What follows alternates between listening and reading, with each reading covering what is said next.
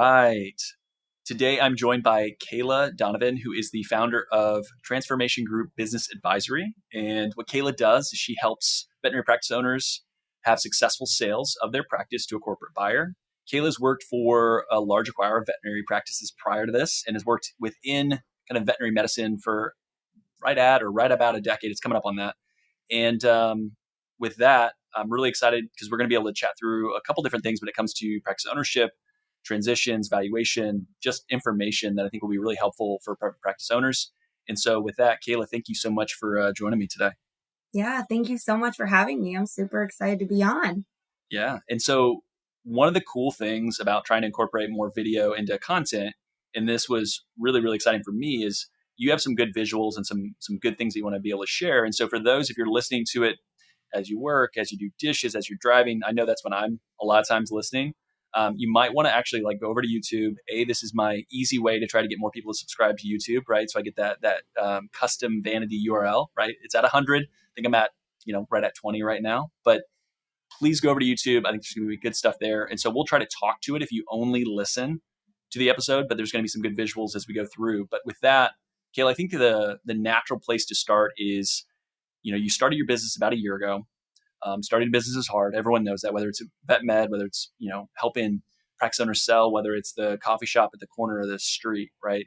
Why start something new versus, there's existing other folks out there. Like, why do that? Why put yourself through all that stress and headache of doing your own thing versus, going in and finding someone else to work with?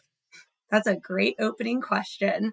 And sometimes I have to, to your point, starting a business is very hard. I feel like it's gotten easier over the past year. It gets easier as time goes on, but sometimes I kind of have to bring myself back to, some days are better than others. And on some of those tougher days, I kind of got to bring myself back to that why and, why did I start this in the first place? So always wanted to start my own business, always kind of had an entrepreneur attitude, I guess you could say, about everything that I've always done.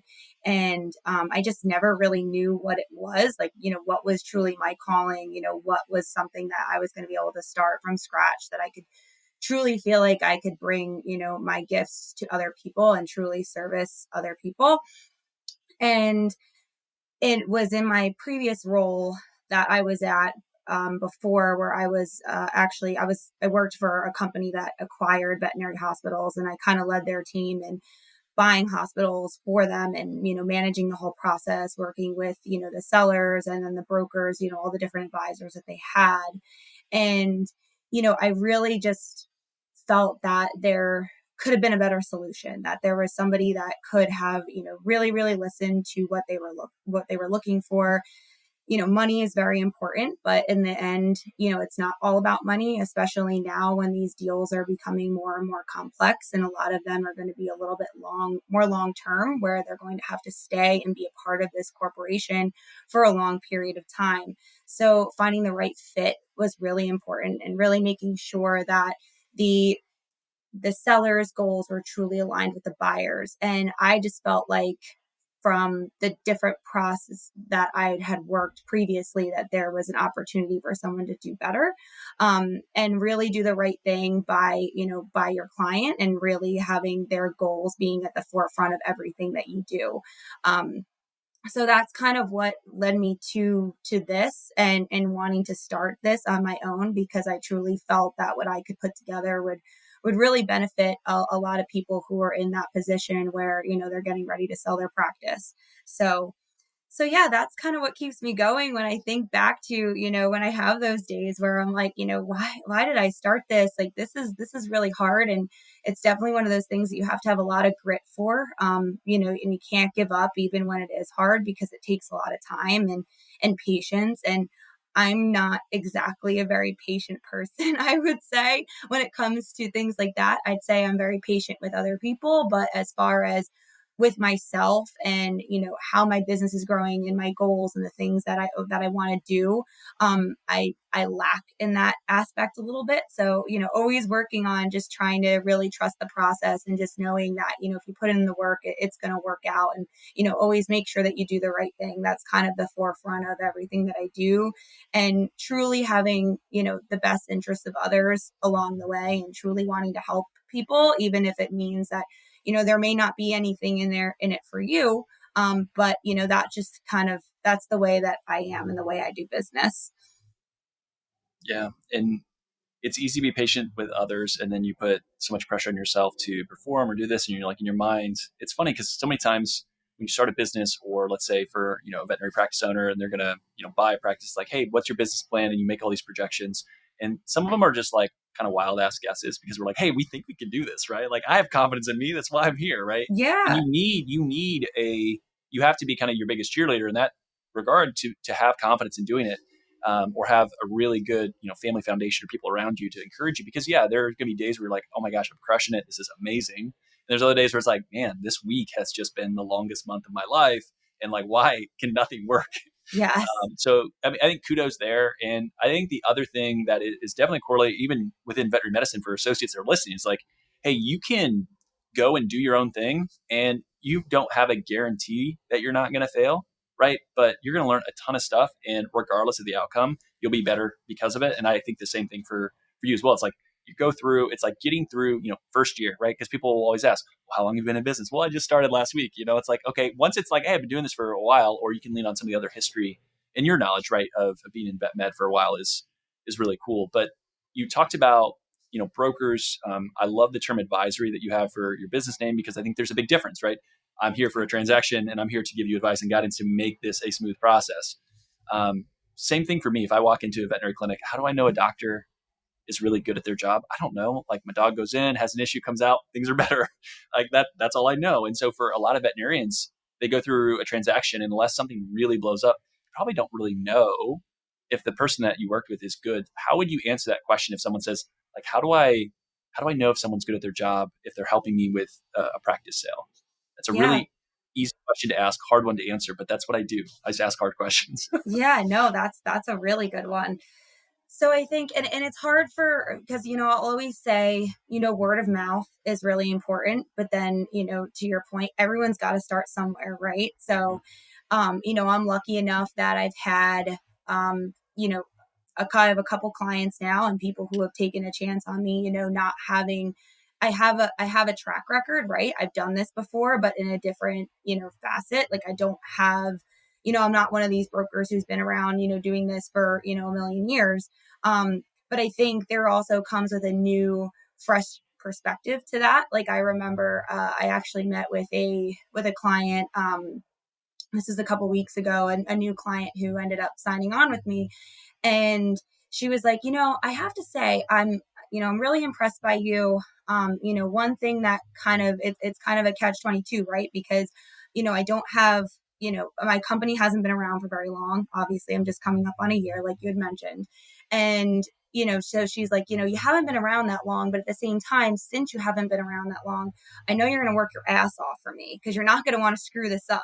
So, that kind of outweighs that risk, a little bit more, because, she knows, because you're paying a lot for this service, and you really want to make sure that whoever you're partnering with is going to be doing the work. They're truly going to be giving you that value that you're paying for. And, I think a lot of that comes down to too is, really vetting these people that you're looking at to hire for this service, right? Really looking at, yes, like referrals, word of mouth, track record is important, but I think what's even maybe even more important is, what are they doing for you? So, can they, what, like, looking at all the work that they're going to do up front, for you. Like, do they have an actual plan for you, or are they just going to say, yeah, we're going to do the valuation, then we're going to bring your hospital to market? How do they do their valuations? What are the different things that they look for? What is their process like? Who are they connected with? I think things like that are really, really important. And the one question that I always ask, that I tell people, as you're looking for a broker or an advisor, I think the biggest question is ask them what kind of work they do up front. So, once you sign that engagement letter, what are the things that they're getting right down to business doing, and like, what does their work look like? So I think also, can they give you an example of what they've done for other people? Obviously, not having specific numbers or clinic names, like all that's very confidential, but do they have something that they can show you just so you know exactly what to expect? Because again, you're signing an engagement letter, you're signing like a legal document, where they're going to sell your practice, and you just want to make sure that you're making the right decision, and they're going to be doing what it takes to really make sure that they're getting, whether it's best price, best fit, all those different things that are going to be important for you and your goals. I love it. I was going to ask you your favorite question to encourage people to ask, but you kind of hit on it there, which is what is the work they're doing up front, which I think is a good one.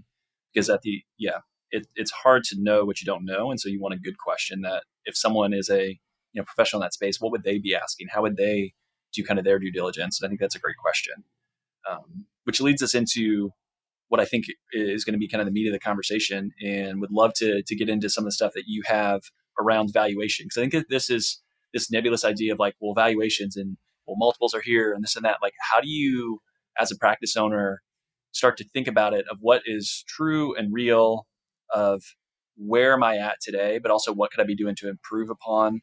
And so with that, if you want, I would love to kind of chat through some of the stuff that you have put together, and we'll go through it. But I think for a lot of practice owners, again, you only go through it once. Where for you, you've gone through it many times, and you've seen a lot of things. You've had a lot of these conversations, and you Yeah, can know kind of where the potholes are to stay away from. absolutely. Absolutely. So let me share my screen really quick so I can kind of walk you through everything. And again, for those just listening on audio, I will do my best, and Kayla as well, right? We'll do our best to kind of talk through some of the visuals. That way, you're not completely lost. We're like, hey, see here. And you're like, I can't see because I'm listening on audio only. But yeah, so I'll let you take it from here. We're going to talk a little bit about, valuation and a demo from there, which is great. Awesome. Excellent. Well, we'll get right into it then. So, I kind of just go over, what my principles are, and I kind of hit on this, but again, it's more, what can you expect from working with somebody like me? Everyone's going to be a little bit different in this area, but these are kind of like, I guess, the key principles that I pride myself on, and what you can expect when you hire me. So, I'll be with you every step of the way with consistent communication and frequent updates. Communication is super, super important in this entire process from start to finish. So you want to make sure whoever you're working with is going to have really good communication with you, whether, not everyone, wants to be on texting relationships with their clients, but, I will text, call, email, I just think it's really important to have that constant communication because things are frequently changing, and it's important that both of us stay in the know. So I need to know everything that's going on with you, and you need to know everything's going on with me on my side of the deal. So that's going to be super important. Also, an organized, systematic process. And we're going to start with the in-depth analysis to fully understand your business and your goals, which is ultimately going to result in, a lot less stress for you, which is a lot of, which is, I know what a lot of people are looking for when they do hire me, because this process can be very stressful. It can be super overwhelming.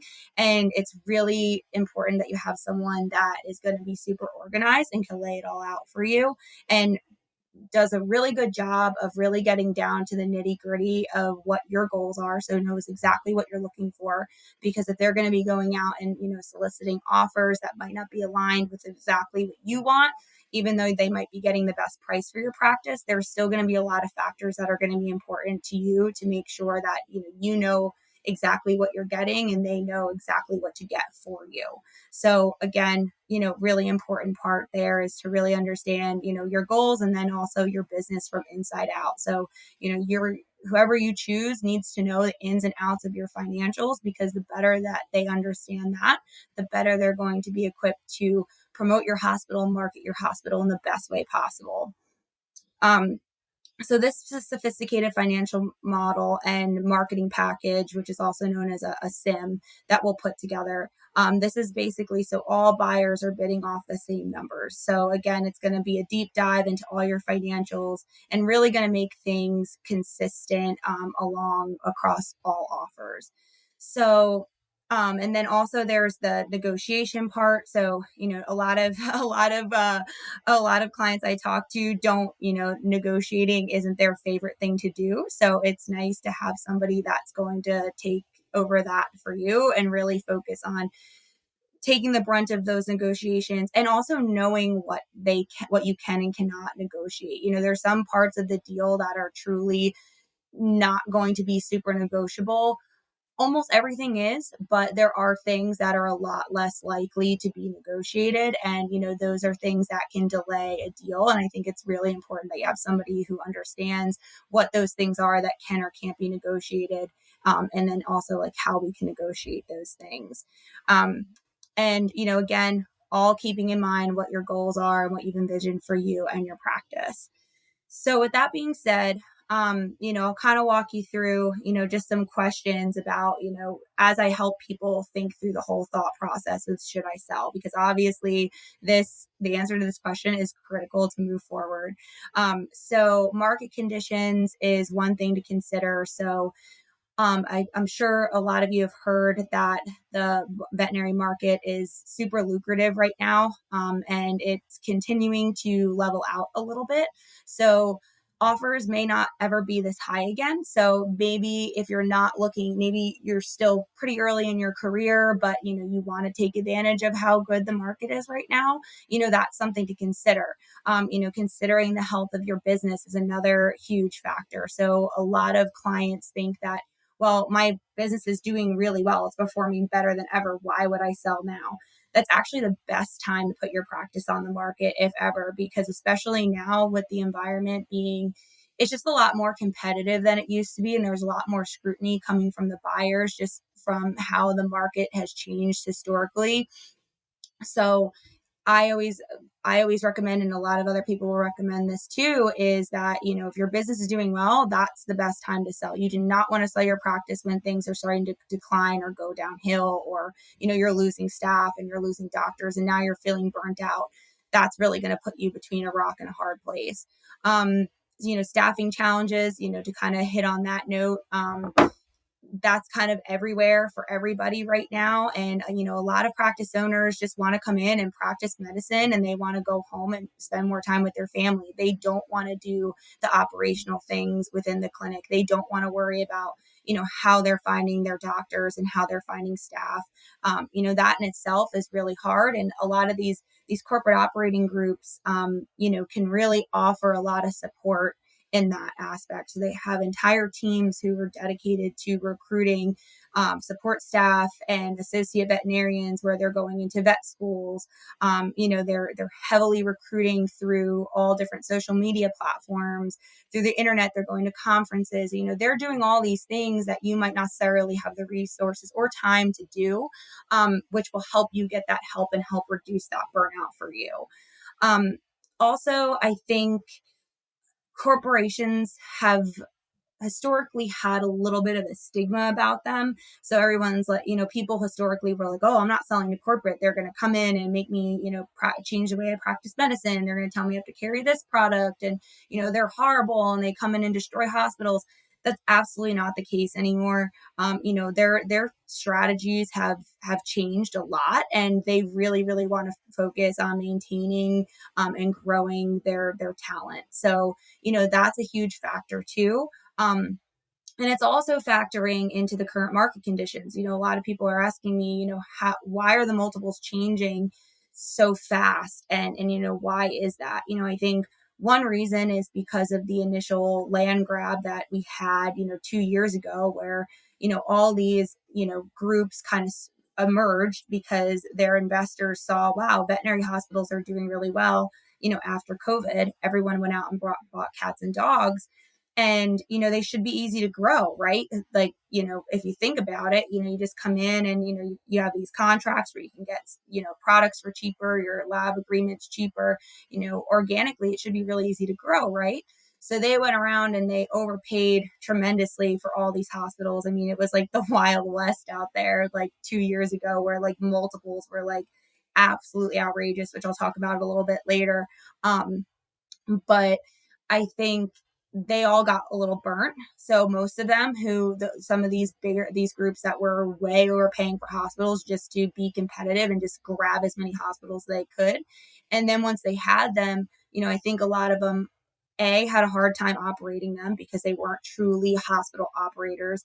And B, the biggest problem and as everybody knows, the shortage of veterinarians. So I think it was a lot harder to grow. And the biggest way that you can organically grow a vet practice is by adding additional veterinarians. So yeah, you can increase prices, you can, do different things to the bottom line, like cost of goods sold, things like that. But really, the fastest and most organic way that's going to grow the practice is by adding additional doctors. So, obviously that's a lot harder. It's easier for these corporate groups, but it's still a challenge. So that's also kind of changing the way the market is. So again, something to consider, take advantage of the market while it's good, because I think by the end of this year, it's going to continue to look tremendously different. And then also consider your lifestyle goals as well. So, I kind of hit on this already, but, again, maybe you want paid vacations and you don't want to have to worry about, if you're taking off and your associate's off that day, you have to close the practice. Like you have somebody else that's going to worry about that for you, which is great. And also better work-life balance. I mean, I know as a business owner, and I mean, I'm not a veterinary practice owner, but just having a business in general is a lot of work, and definitely eats into that work-life balance a little bit. So, if you're looking for that lifestyle where you want to just be able to go into work, practice medicine, and then go home and spend more time with your family, another important thing to consider.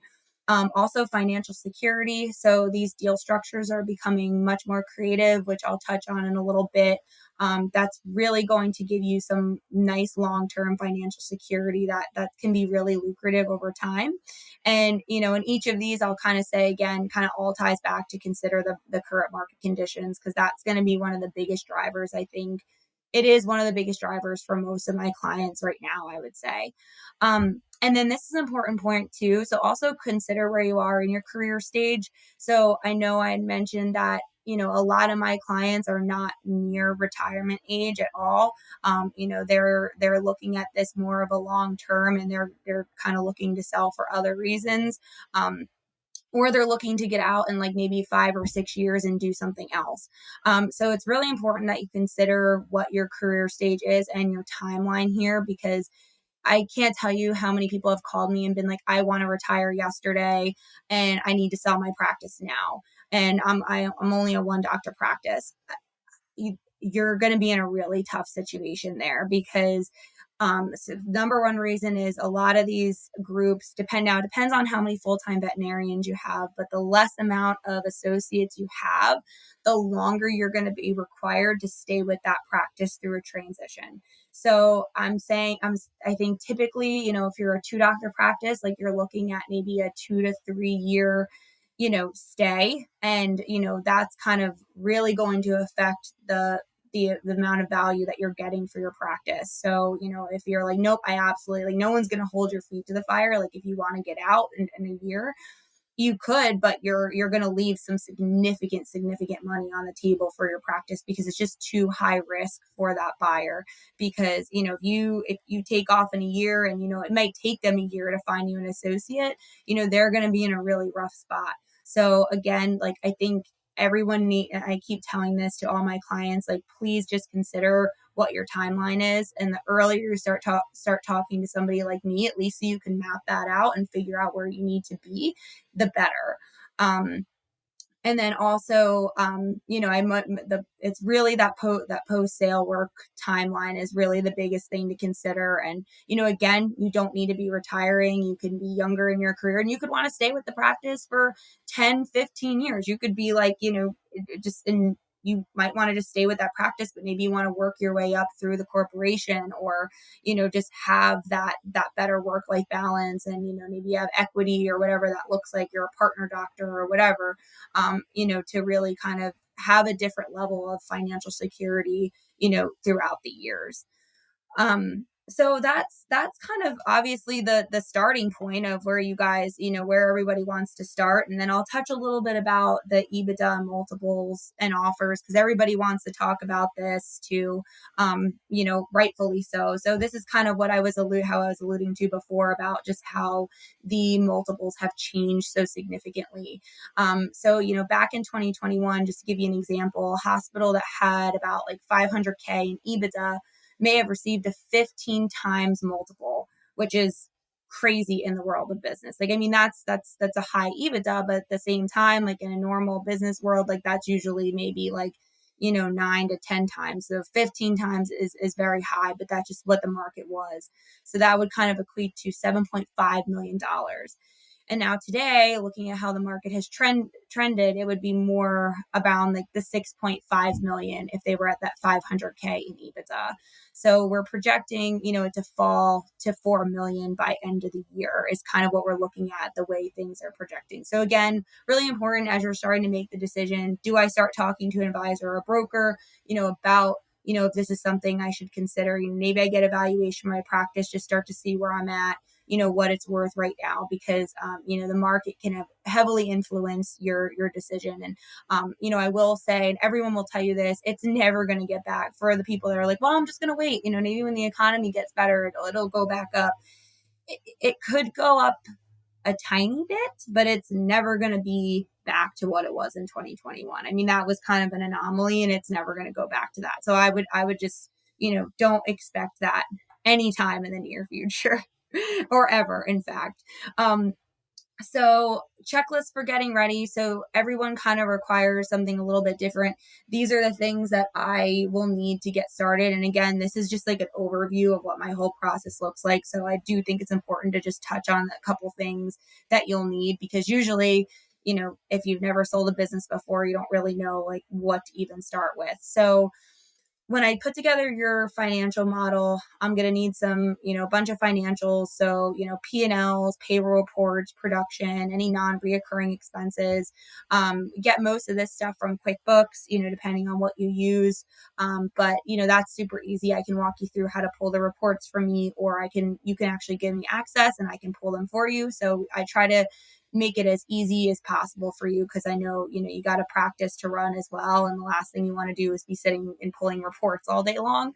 And then the next important, so that's really as far as like the nitty gritty stuff that we're going to need, as far as, the paper trail of things. Also any information on your real estate. So whether you own or rent, lease considerations or sale considerations. And, I'll touch a little bit upon this as well. Whether you want to, own when maybe you own the real estate and you want to keep it and, charge the buyer rent, or maybe you own it and then you want to sell it and you're kind of, evaluating what your options are.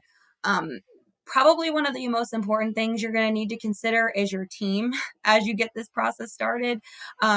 So, obviously the choice to hire an advisor or broker, which I highly recommend. You're just going to get you're going to get a higher price point. And I think the way to think about this is, and again, it's not for malicious, they're a business, but all these corporations, their whole goal is to buy low and sell high. So they want to buy your practice for the lowest price that they can get it for, and then resell it to new investors, the entire platform at a much higher multiple.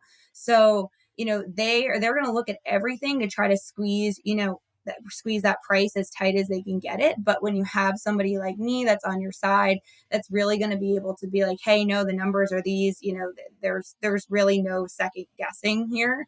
And as well as the negotiations and creating a competitive process, all these things are going to drive the price up. Just to give you an example, I mean, when I worked at my old company, we were actually more heavily incentivized to find hospitals that did not work with a broker, because they knew they were going to have to pay more for the hospitals that use a broker. Again, it's not malicious, it's just business. So, it's good to have someone like me. You don't even have to worry about that. Probably the most important part is your attorney that you're going to have on your team, your M&A lawyer. I cannot stress enough how important it is that you choose a lawyer that has M&A experience and specifically experience doing these veterinary deals. I cannot tell you how many times I've had deals completely die, have gone completely haywire, and just have been a total nightmare because they had the wrong attorney. So really, really important that you pick somebody that has this experience. If you are working with an advisor or broker, they should have a couple people that they've worked with historically who they know will do a really good job and are affordable. So again, like if you pick an advisor, I highly recommend you ask them for who they recommend as for your attorney. Don't just use, a family friend or to try to cut corners on price, because I promise it's not worth it in the long run. If anything, you're going to end up spending more money and wasting a lot more time and potentially killing the whole deal. Um, and that's really it as far as the checklist of stuff getting ready. There's some operations things to think about, but again, like, have you been thinking about any cosmetic upgrades? What staff do you need, when you go for the sale? But these are all things that we more or less just talk about, once we get you up and running. But really the only things that I need are going to be the financial stuff, to really get started on your financial model and your valuation. If you can improve the health of an animal, you do it, right? Of course. That's what makes veterinarians special. You're mission driven. My friends at LifeLearn are the exact same way. For over 25 years, they've been partnering with you and your peers, providing affordable, customizable, online software solutions. These solutions save time, increase efficiency, and assist in managing all aspects of operations. Why? They want to help you improve your partnership with pet owners to improve pet health. LifeLearn has award-winning digital media solutions and are leading the pack as they've prioritized having extensive veterinary knowledge throughout their teams. That difference is seen, it's heard, and it's read by thousands of people across the country. Relax, grow, and thrive with LifeLearn. Click the link in the show notes for an exclusive offer to see how LifeLearn can allow you to get back to what you do best. Yeah, and I can't stress enough on the attorney piece. And there's been some good folks that have been on the podcast. There will be more good folks that will be on the podcast that, yes, they need to understand the world. And going back to one of the things you talked about earlier was the non-negotiables, right? And there's going to be certain things that they can know as well, like working with XYZ group, they're willing to budge on this. And I know for sure that they're not going to budge on this other thing. So there's no point paying someone to try to argue or go back and forth from an attorney fee on an item that's never going to move. So I think that's really, really valuable as well. But those are great points. Yeah, no, I'm really glad that you mentioned that. That's a huge, huge point. And in fact, just to give you another, because, I think stories are always, the best testament to everything. So, I did have a client that, wonderful, wonderful client. They are like the best people ever. I adore them. But they wanted to use this attorney who they thought had experience doing this. I had never heard of him before, which was a little, because I've worked with pretty much most of the big ones, just throughout the deals that have done even at my previous company. But they hired him. I had like kind of a weird feeling that I hadn't heard about him. And I mean, they had to pay him. He took forever to do the deal documents. He wasn't responsive. And then he didn't even do the appropriate red lines that we needed to do, to the point where they kind of more or less had to fire him and hire a new attorney. So they, had to spend money on, someone that really didn't like, and then the new attorney obviously had to go through everything again. So you don't want that to happen to you. So again, just start it out right, really, really do your research, to find an attorney who knows what they're doing in this space. It's super, super important. So I'm glad that you touched on that too. So just a little bit about what the process is going to look like, because this is obviously a big question too. How does this all lay out, and what's it going to look like from start to finish?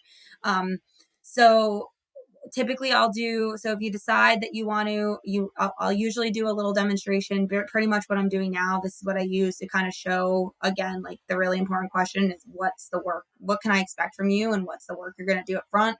So this is my example. So I'll kind of run through this with clients. And then if they decide, okay, yeah, I want to use your service, we'll sign an engagement letter. And then I will start putting together the financial model. So I'll walk you through exactly what that looks like. But we'll after that, we'll start to meet with buyers once we put together the model, and I'll also put together a marketing deck that'll go out to the list of buyers. I'll put together the list of buyers for you, and then I'll send it to you, and we'll kind of talk about, hey, I know this group. I've heard bad things about them. Usually I only work with groups that have a really good reputation, but you never know. So obviously the buyer list will be approved by you, and we'll kind of go through that, and then I'll send all this information out to them. I clean it up, make it look nice, and really market your practice in the best light. And then once we start to get, and you'll also meet with these buyers. So once, they show interest, and, I'll set up Zoom calls with the buyer. So the sellers will be able to ask them questions and really learn the ins and outs of, their culture and their teams and things like that, and what their process looks like. And then also they'll probably come in and see the hospital as well. So they'll set up a meeting. They'll usually take the sellers out to dinner and tour the hospital and just get a feel for what the location looks like. So then we'll start to solicit LOIs. And for those of you that don't know, an LOI is a letter of intent. So it's basically an outline of what the deal is going to look like, and just kind of gives like the high level points of, what, the purchase price, the deal structure. Usually they have the lease terms, real estate terms in there. There's some employment stuff in there too. But again, it's high level, and it's kind of like the once that's signed, the biggest thing is you'll go into an exclusivity with that particular buyer. So, at that point, you'll only be dealing with them. You can't talk to anybody else at that point. So you want to make sure that it's right. And this is also, a big piece of negotiating. So this is where we kind of negotiate, the purchase price, your employment terms, rent, all those kind of nitty gritty, the deal structure, stuff like that will all be negotiated and the LOI. So once we get we pick the right one, we'll kind of review them all, do the negotiations, and then we'll pick the right one, and we'll move forward with that particular buyer. So that's kind of what the starting process looks like. And then of course there's the diligence process, which typically, if you asked me a year ago, I would have told you typically like 60 to 90 days. I'd say it's definitely more along the lines of the 90-day standpoint from, signing the LOI to close, if not a little bit longer, just because these buyers are just scrutinizing everything a little bit more. They want to really make sure that they're doing their due diligence on their end, quality of earnings, and really fact checking and looking under the hood for everything, in the practice, to just make sure that it's truly worth their investment and they're making the right choice to add, you to their team. So just something to keep in mind, as we kind of go through the process there. So here's an example of what it looks like when I'll break down, all your numbers. So the main things we're going to look at here is, what your revenue looks like, is it growing, what are the trends here? And then we'll also look at the different areas of your revenue. So, what percentage of revenue is your cost of goods sold? What percentage of your revenue is labor? And kind of just talk a little bit about this. I do see very commonly, just more recently, a lot of clients, their cost of goods is very high. Of all things to have as a percentage of revenue, of all things to have high, that's usually the best. And this is like an example of, what I'll do with your numbers to truly adjust that out. And I think one of the biggest things that makes me different too is I've actually worked for a buyer. So I know exactly what they're going to look at. I know exactly what they're going to adjust for. I know the different synergies that they can adjust for. So I can really call out certain things to really get your number to be in the best light there, and again, like, this isn't fudging or doing some like inflated EBITDA, like, some other brokers would do. Like, all of it makes sense, and it's all laid out for them so they can see exactly, where I got my numbers from. So again, like the adjustments are going to be really important. They're usually just like, synergistic adjustments. And then, like I had mentioned before, like let's say if your cost of goods are too high, I'll adjust that out. So I'll have like originally what it is originally, and then I'll have, another adjusted EBITDA, making those cost of goods adjustment to kind of normalize that out, just to show the buyer what that would look like. Because usually the cost of goods sold is something that can be easily resolved once acquisition hits. So it's usually a very easy thing for them to fix, because once they come in, they'll have better pricing on products, whether it's, maybe your lab contract is like, astronomical, and, they've been able to negotiate. They're a bigger platform, so they can negotiate better deals with like, IDEX and Antech and stuff like that. So usually that's like a really quick hit to the bottom line. So that's, something that could easily be adjusted.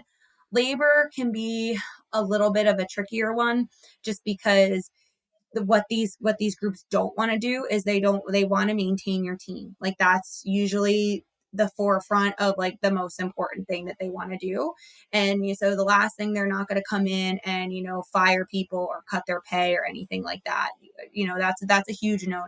So usually the best way to offset that is hiring another doctor, or utilizing your support staff a little bit better. So that's stuff that we can talk about too, just to kind of figure out a game plan for that. And again, this does not, I also want to mention too that you could have all this done, because I told you the sooner the better. You can do this even if you have no desire to sell like in the next 5 years. So I do just valuations. If you don't want to sign an engagement letter, you're welcome to, and I'll kind of go through my pricing too, or if you have questions, I'm happy to help. But I can do just this. So even if you just want to get like a picture of what your practice looks like, and maybe you don't want to sell for 5-10 years, but you're like, let me just get a picture of where all my revenue is going and different things that I can do to start to prep that for sale. How do I get my labor down? How do I get my cost of goods, more normalized? Things like that. Because a lot of times people don't know. They don't know what to look for, and they don't know what percentage of revenue all those different things should be.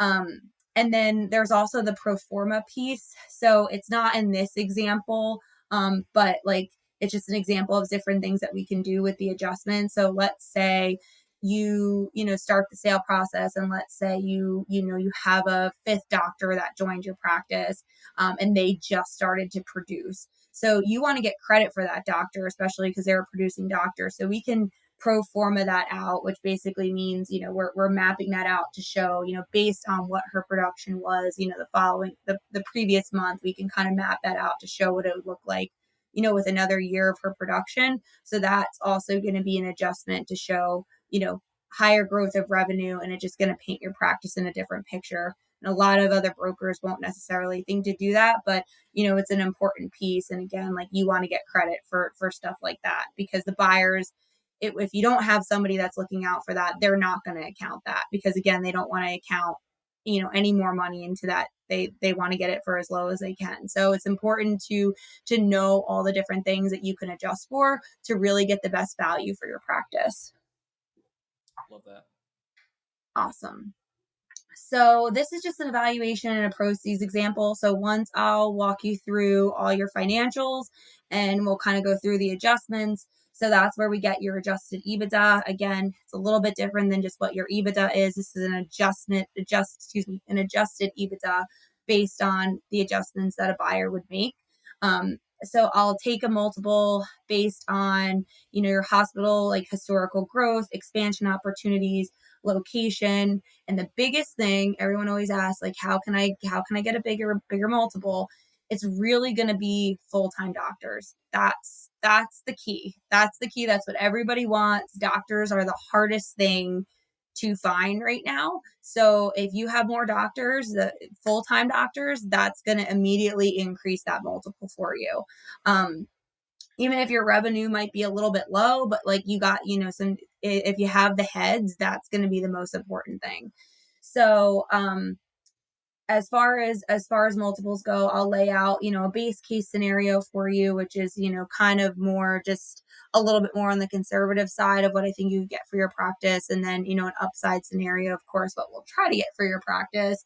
But, again, just to give you an idea of what that looks like, so you can have really truthfully realistic expectations of what you're going to get when you go to market. So, again, if you're going to make this decision, you really I can't guarantee anything. No one can. You're never going to know exactly what you're going to get for your practice until you put it on the market. But it will at least give you an idea so you can kind of evaluate and see, okay, is this looking like what I'm looking to get? Yes, this is a good time for me to put it on the market versus if I wait a year, that nine times multiple might look like a 6 times multiple. So, you kind of got to evaluate that. And, yeah, you might be able to grow. Oh, but I want to wait a year and see if I can get a doctor. Well, what is the likelihood of you being able to find a doctor, right? Probably it's really hard right now. And you got to compete with the sign-on bonuses from all the different corporations where they're offering these crazy sign-on bonuses and benefits and all these different things. So you're competing with that too.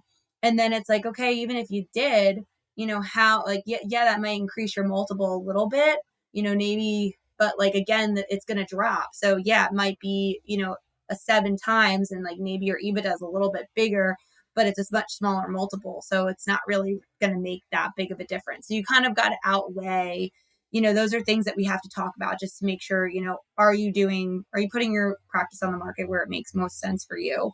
And then I kind of lay everything out for you too, versus, showing you what your gross value is going to be, the different fees, legal fees, staff bonuses, different things like that, to really be able to lay out what your potential gross cash proceeds are. So we'll also talk a little bit about deal structures. This is a really important point too, because I think the deal structures are getting much more complex and layered than they ever have been historically in the past. So, there's always the all cash offer, that's pretty self-explanatory where, you get all the cash at close and then, you're on your merry way, whether, maybe you have to stay on for a year, but you get all that cash at close. So typically, if that's the case, I'd say those are more few and far between now. It's hard to find an all cash offer because it's going to be the most risk for the buyer. And then you also have to consider that you're probably not going to get the best value with that deal structure as well. Again, because it's a much more higher risk for them. So they're not going to want to give you a ton of money because if you leave or something happens or, there's nothing kind of guaranteeing, that investment's going to pay off. So that's kind of where the different structures come in. So, and a lot of times also keep in mind that there's rarely a deal where it's just one deal structure, where it's just like, oh, just an all cash offer or it's, all earnouts. Like there's usually, the deals I've done historically have usually had, all cash earnout, subordinate note, and equity all rolled into one. So it's really important that you understand these things and you're working with somebody who can really, talk you through what that means for you, what the likelihood of you getting, that earnout is going to be, how that's going to pan out for you, how it aligns with your goals, and what exactly that looks like for you, because it can get very confusing. So an earnout is a multi-year earnout, which is usually based upon growth, which enables sellers to earn additional proceeds over time. So it's, again, based on growth. So as your hospital grows, and it's usually paid out for over, it can kind of vary, but I usually see it maybe paid out in like, maybe a year and a half, 2 years. I've heard some where they do 7 years, which I probably wouldn't recommend an earnout that's long. But again, it's based on what you're looking for. So, again, it's going to depend on, the growth of your hospital. And usually what the parameters are is that you have to at least maintain your revenue to get that earnout. So, let's say like the full purchase price is, $5 million, and then so that's what the full purchase price is, but you're getting, 2 million upfront, and then you're getting, 1 million, it comes out, over time, you know, usually you'll hit that purchase price if you just maintain your revenue. But if you grow it, you'll actually have, an upside note where you'll be able to earn a little bit more money throughout that. So every time you get those payouts, it'll be a little bit higher. And we can, exactly, again, that's all kind of thrown out in the LOI, and I can walk you through exactly what that looks like and what that means for you. But, keep in mind, as the longer the earnout goes, there anything can happen, especially if you're, a 2-3 doctor practice. And if you're signing up for, a 5, 6, 7 year earnout, and all of a sudden your associate, 2 years later decides to leave, you're not going to be able to hit that earnout. If you don't hit that earnout, and if you don't maintain revenue and your revenue starts to drop, you're not going to get that money. So what you thought was going to be 5 million when you signed the LOI, you might only actually get 2 million for your practice. So again, really important things to think about.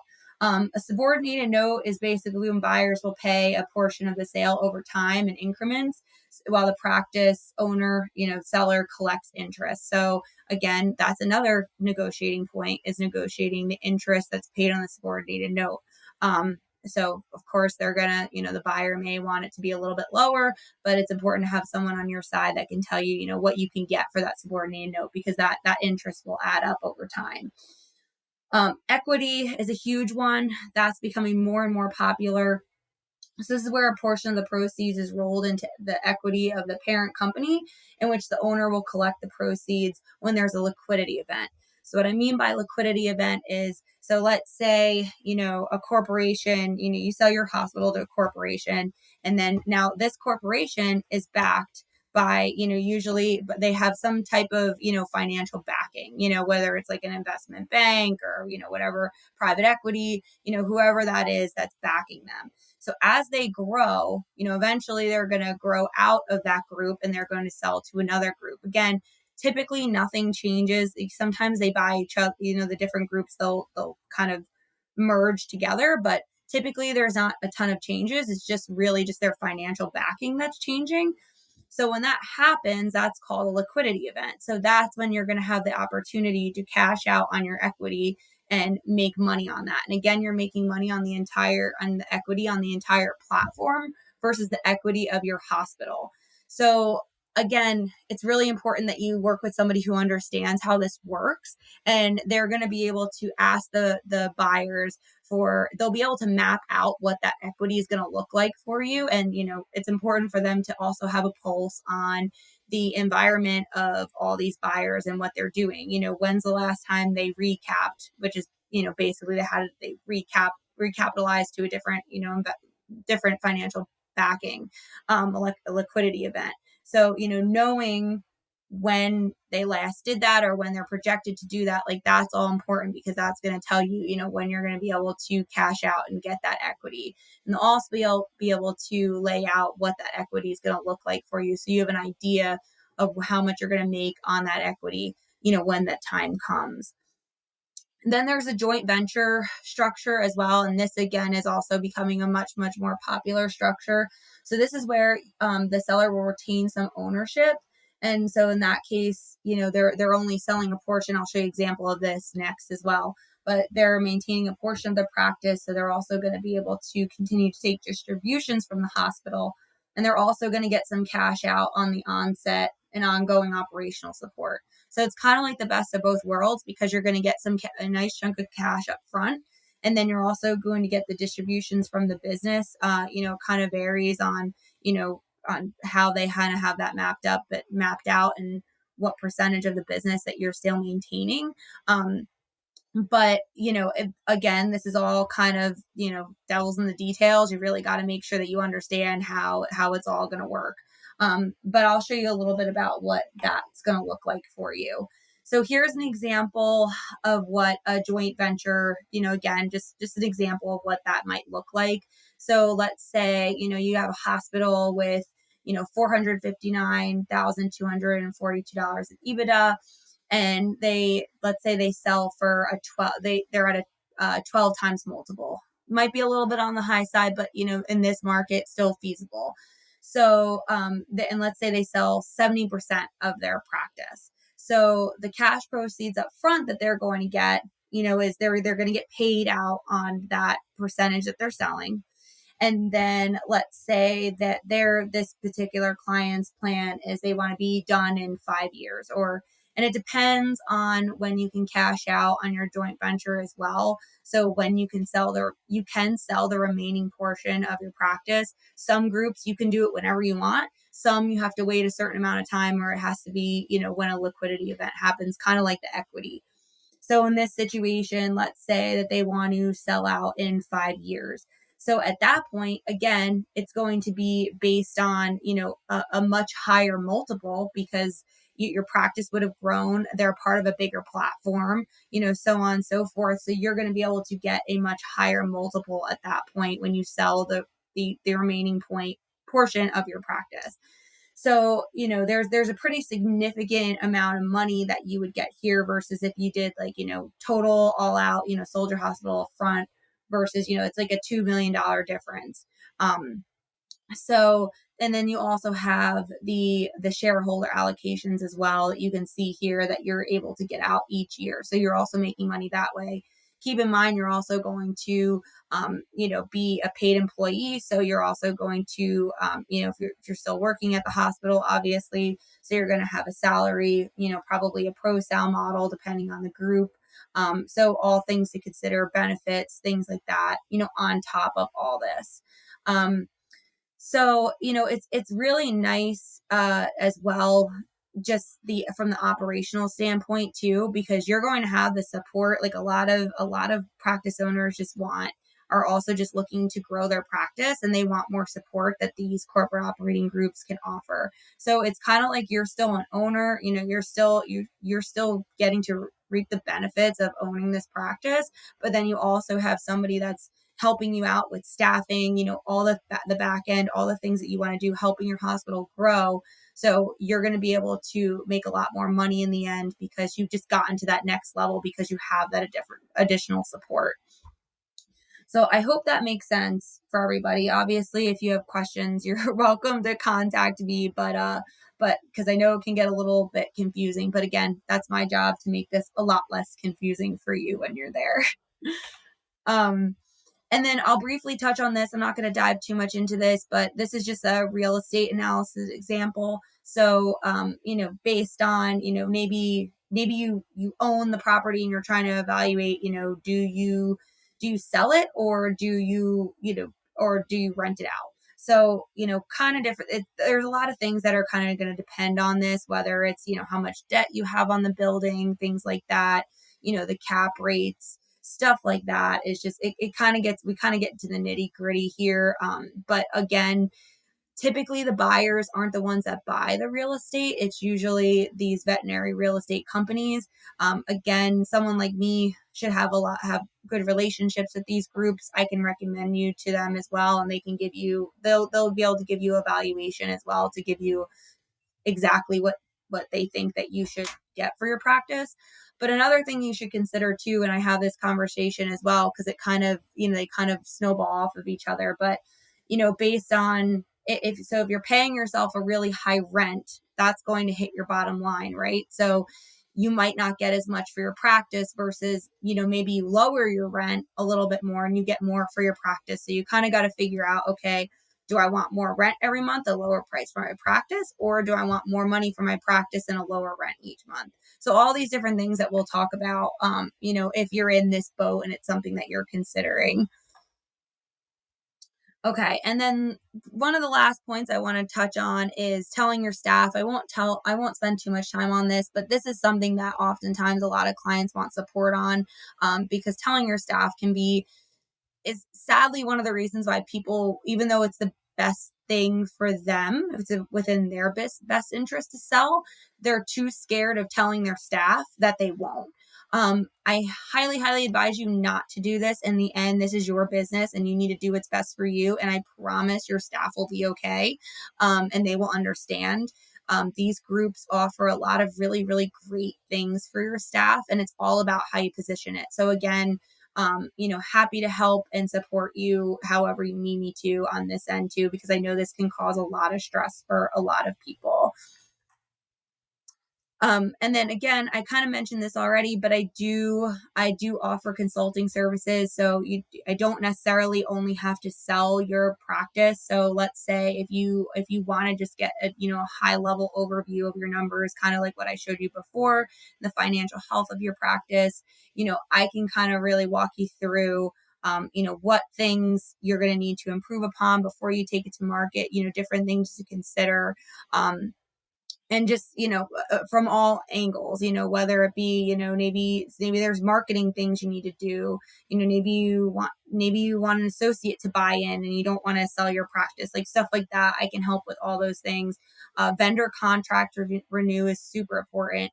Another really important thing I always talk about is people will always clients will always ask me, like, should I go into a new contract with a lab company or whoever? Do not sign any long-term contracts if you're getting ready to sell, especially because you don't know if this is something that, if it's a contract that a buyer will be able to assume. So, your rep might tell you that they can, but it's really important to have somebody overlook that first and just make sure that they're reading the fine print, because they're all structured differently. And there's some that a buyer will take over, and there's some that they won't. And in that case, you'll have to pay it out of the proceeds of your sale, which can be really significant. And you don't want to have that surprise at the end, trust me. So just different things to consider, and, other things that I offer in my consulting services as well. Um, but that's pretty much it. That's all I have. I won't go into like pricing and stuff, but if anyone has any questions, feel free to ask. But yeah, for the most part, I think that's all I got. And I will kind of touch on some frequently asked questions as well, which I kind of already talked about these a little bit. But I do have some clients that mention, I already received a great, a lot of people have already received, what they think is a great offer for their clinic already. Do I still need an advisor? So selling your practice with just one offers means that you're most likely not getting the highest offer with the best terms. So I always recommend, the answer is no, never just take the first offer that you get.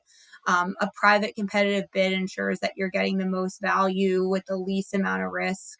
So further signing an LOI is just the beginning. So, it's important that you have someone that's going to help you with the entire sales process from start to finish. So again, yeah, you may have gotten an offer that seems really, really great, but you're going to want somebody on your side that's going to help you walk through that. And again, it's probably not going to be the best offer if it's the first one that you got.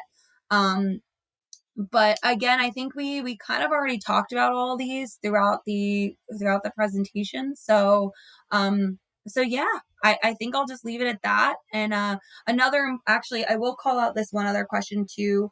Another question that I've seen a lot is, once the letter of intent is signed, I'm in the clear. Like, once you get that LOI signed, you can kind of just kick back and relax. You're selling your practice.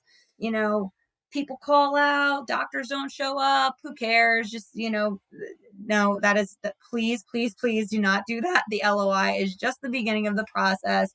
And I've also seen buyers add new stipulations post LOI and a retrade, which is everything that we want to avoid. And that's something I think I pride myself on with the way I do my adjustments and the work I do up front, is to avoid a retrade, which basically means they're retrading your price, right? So maybe they originally offered you, 9 million for your practice, and now all of a sudden they're offering you 5 million for your practice because of, your revenues declining, or you lost a doctor like during the process. Like, all these things can affect that. So if anything, once you sign the letter of intent, you want to be making sure that that practice is cruising. You want to make sure everybody's still on board, you're making money, revenue's growing, you're doing what you need to do. That's really the most important time to make sure that things are performing well. And I think we talked about everything already, pretty much. Only other questions. But I think that's it. Perfect. Where, for those that want to connect with you and kind of follow up or have other questions, where would you send them? How do they Yeah. best reach out to you? Yeah, so you can visit my website, which is www.transformationba.com. All my information's on there, or you can feel free to email me at kayla@transformationba.com. Or you can text and call me. My phone number is 732-642-6321. And I'm in the Philadelphia area, but I cover the entire country. So it doesn't matter where your practice is. I'm happy to help you. But if you're local, let me know. I'd love to meet up for lunch or coffee or something. And, if I can help in any way, please feel free to reach out to me. Perfect. Thank you so much for the time today. Really, really appreciate it. Yeah. I hope it helps. Thanks for having me. Recruiting team members in your veterinary practice has never been this hard. You can either bury your head in the sand and hope it goes away or adapt. Enter Guardian Vets. By leveraging best-in-class technology, you can empower your staff and reduce their workload. Help reduce burnout. You also provide a better experience for your clients and patients, which you want to do as you serve them. The solutions Guardian Vets offers includes after-hours triage, virtual CSRs, that know your team and processes, telemedicine, and so much more. Become the employer of choice in your area by offering the best tools to position your team for success.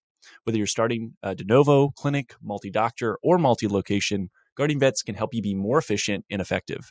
Go to the website, guardianvets.com, click the Get Started button, then let them know that I sent you, right? Let them know the Vet Success Podcast sent you. Get 50% off your first month. Don't let another quarter or year happen before you start making changes, because you know you need to. So talk to the Guardian Vets team today and implement a new solution. Have you ever walked into a space and thought, wow, this place is beautiful? There's a reason for that. Architecture has this innate ability to impact emotions and perceptions. My friends at Apex Design Build bring beautiful and functional spaces for veterinarians nationwide. Apex is a fourth generation family run company that is fully integrated from the design, architecture, and construction process. They help you mitigate risk, eliminate surprises, save time, save money, and reduce your efforts. Sounds great. Check out their amazing work and have access to their square footage calculator to help you plan out your expansion or new build. Click the link in the show notes for the exclusive offer and learn more about Apex Design Build. Why do banks seem to always be impersonal, slow to answer questions, or give you the runaround when you need money for your dreams? Enter Panacea Financial. Panacea Financial is a nationwide digital bank built for doctors by doctors. Whether you're a veterinarian in training, practice owner, or aspire to be a practice owner someday, Panacea Financial is a bank designed specifically for you. It was started by two doctors who were frustrated working with banks and so started their own to serve their community. With common sense lending guidelines and fast decisioning, they've helped doctors all across the country start, grow, or acquire their dream practice. Looking to buy into a practice, Panacea helps doctors with practice buy-in loans, and they are funded in a matter of days. If you're ready to join the thousands of doctors nationwide who have decided to get independence from traditional banks, visit panaceafinancial.com today to see how you can get your dream practice started. Panacea Financial is a division of Primis, member FDIC. Finding a job or finding a veterinarian shouldn't be a waste of time. Enter an Offer First. Paul Diaz and team have created something really special with Offer First. Some of my favorite reasons are as follows. Candidates and employers will both have values aligned on the first step, not the last. The sign-up process quick and simple, no resume required. So if you're looking for a job but you aren't really sure, it's as easy as scrolling on Zillow for a home. And finally, if you have a great match, it's based on your each unique requirements, not random keywords. If you want to learn more, listen to episode 179 with Paul Diaz. We cover all of that. The other exclusive great thing that you're going to get from this ad read and from Paul is I convinced him to give an exclusive discount to listeners of this podcast.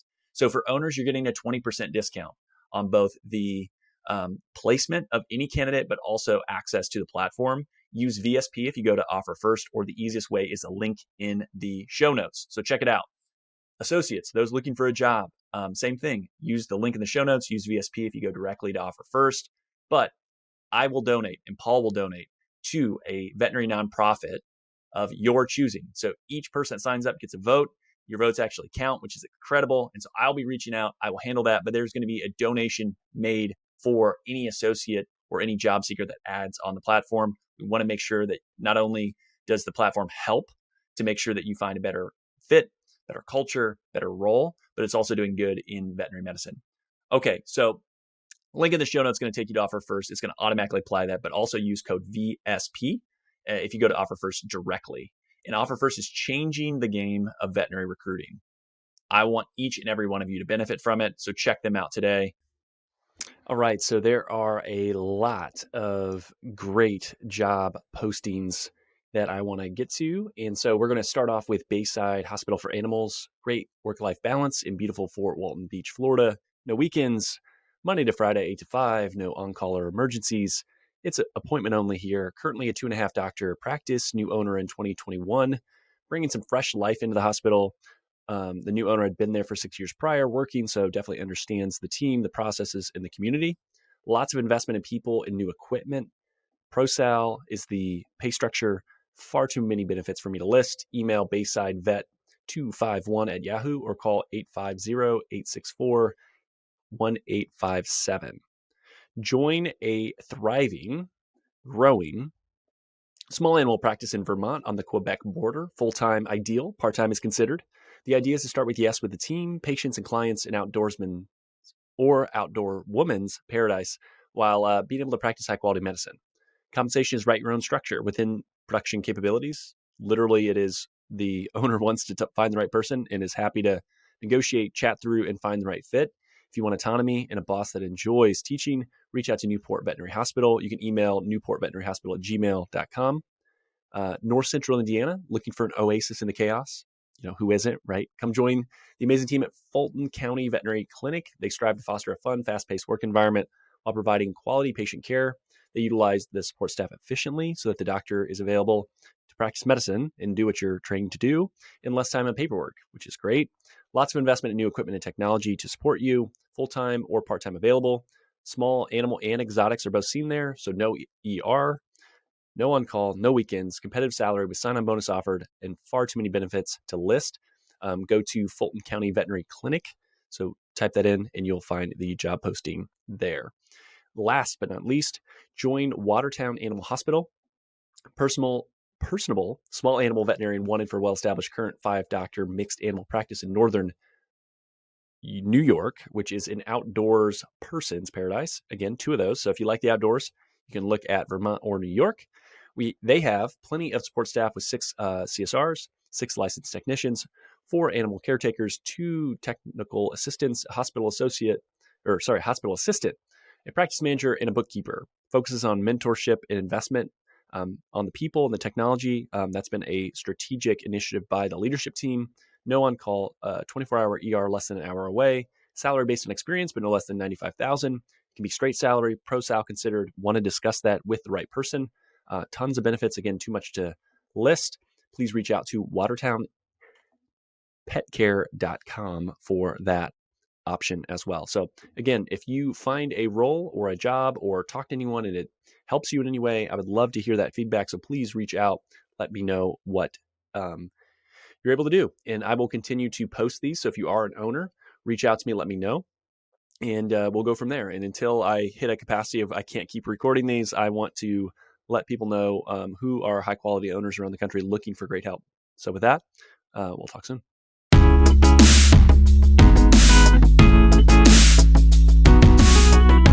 Thanks for listening to today's show. The comments made on today's show should not be taken as investment, tax, or legal advice. All comments are for educational purposes only. You should talk to your professional team before implementing anything. If you want or need financial advice, my day job when not podcasting is helping veterinarians grow their net worth. Our team is taking new clients, and we are ready to talk to you at any stage of life. Come as you are. I always say, bring the mess, right? Like if things are unorganized, that's okay. There's no prerequisites to become a client. Isaiah Douglas is a partner at Vincier Wealth Management. Isaiah is a registered investment advisor, registered with the SEC. The biggest compliment you can give me in the podcast is to share it with a friend. Reviews help the show get found, and Apple Podcast is the platform that is predominantly used for people listening to the show. If you have 3 minutes, love the show, head over to Apple Podcasts, give us an honest rating and review. It helps more people find the show. Also, the new YouTube channel is up, and I'd love to have you subscribe. Vainly, I want 100 subscribers at least. Lots more, obviously, right? But I get a vanity URL if we get to 100. That would be great. It makes it easier to find the YouTube channel as well. For all of today's links, information, head over to the veterinariansuccesspodcast.com. There you can subscribe to your favorite podcasting platform. It'll be a link to that YouTube channel I just talked about. You won't miss any other episodes, whether you list on Spotify, whether you have some other ancillary podcast platform. Please like, subscribe, all that stuff. It certainly does help. I appreciate it. Finally, if you want more information, insights, want your voice to be heard, want to share ideas for content, say, hey, Isaiah, I want you to have this guest. I want you to talk about this topic. Go over to the Facebook group. So you can search for the Veterinarian Success Podcast on Facebook or head over to veterinariansuccesspodcast.com, scroll to the bottom about your host, click on the Facebook icon, and that'll get you in the group. But thank you so much for listening. It means a lot to me to be able to see the podcast grow and continue to impact people. So with that, until next time, we'll chat soon.